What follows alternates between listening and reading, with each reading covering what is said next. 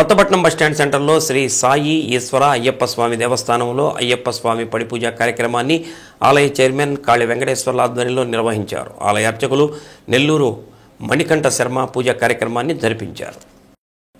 పడిపూజ కార్యక్రమంలో అయ్యప్ప, భవానీ, గోవింద, శివస్వాములు పెద్ద సంఖ్యలో పాల్గొన్నారు. ఆలయ secretary Puvvada Suresh, treasurer Sivagovardhan, committee సభ్యులు హరికోటేశ్వరరావు కార్యక్రమాలను పర్యవేక్షించారు.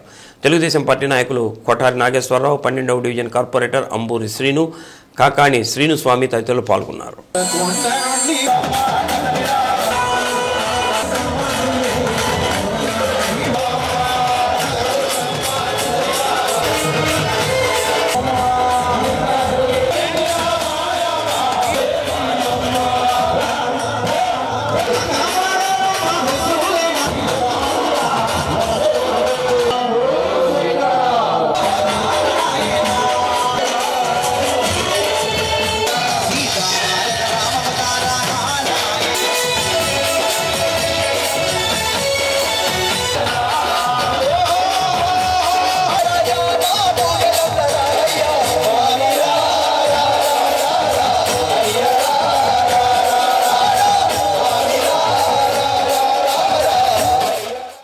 ఇంతమందిని చూస్తుంటే మా స్వాములు ఇన్ని రోజులు చేసిన కష్టం ఏమనిపించడం లేదు.